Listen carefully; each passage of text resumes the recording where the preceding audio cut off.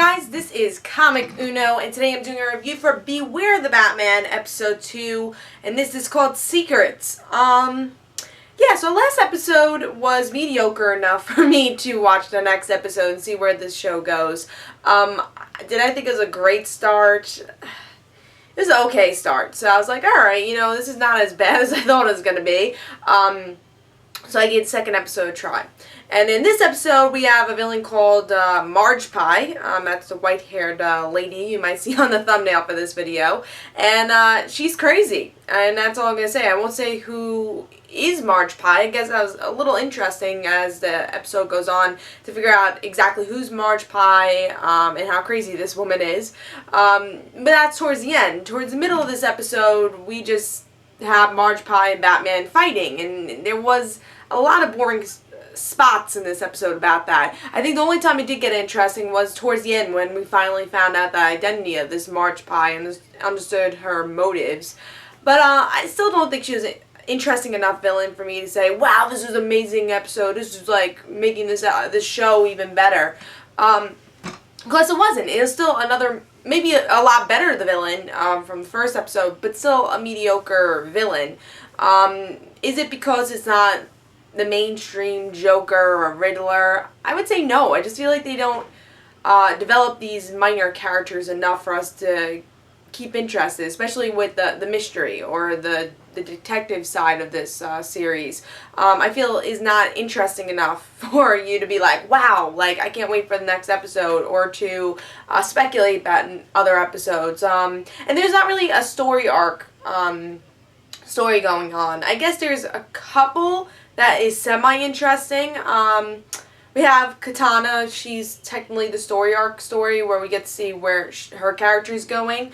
She's a bodyguard right now, but Bruce wants to test her to see what her limits are, I guess, to see if she could learn his identity or whatever, because she had a relationship or a godfather relationship with Alfred. They were very close when she was a child, because her father and Alfred were partners.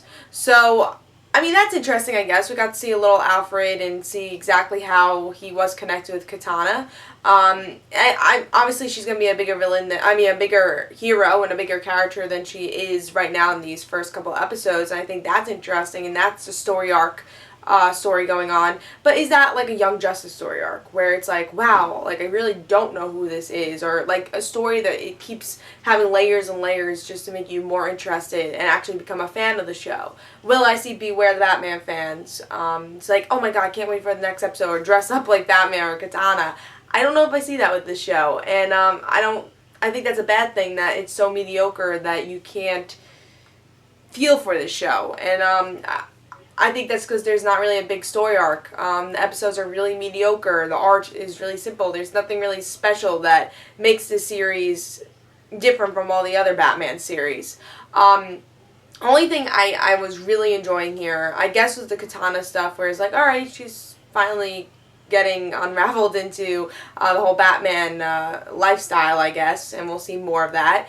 But I like that Barbara Gordon was in this, and I felt like there's they were alluding to her being a vigilante in that scene while she was talking about Batman, but that also felt very repeated, like we've seen that before with the Batman, where she's like, oh, well, Lieutenant, how's Batman doing? And like she's very interested in Batman, and obviously in the future I guess she will be Batgirl. I mean, that's just a guess because they showed her so early in the show. But I want it to be different. I want this Barbara Gordon to be different from the Batman Barbara Gordon. And I think like with Young Justice they did that, where Barbara Gordon was different from all her other appearances on television and comic books. So I hope they distinguish this Barbara Gordon to make it a different type of character, or just make it really interesting and a little fresh. I'm not asking her to have a whole different adventure, a whole new attitude. Obviously we don't want that, but I would like her to become a little bit more of a fresher character. That way it becomes interesting. Yeah, so this episode was another mediocre episode. I think it was better than the first episode with the villain, which was good. The villain still, I would say maybe 20 minutes of this episode was really boring, though. And I think that's something they're going to have to work on. Make us interested throughout the whole episode. Yeah, so will I say is this the best episode in the world? Watch this episode? It's hard to say, honestly. I didn't really love this episode. There's nothing really that you missed from this episode. But I am going to give this show a couple more episodes, see where it goes. Hopefully it develops a little bit more to make me more interested. Maybe as Katana goes more into the fold of the Batman story, it'll become a little bit more interesting. But as long as I watch it, I will be reviewing it. I should be watching the next episode, see where that goes. And again, I'm just going to see where the show goes, and when I really think I'm bored with this, I don't really think it's going to go anywhere, I will stop watching it, but maybe it'll get a lot better, and maybe we'll all become really big fans of Beware the Batman.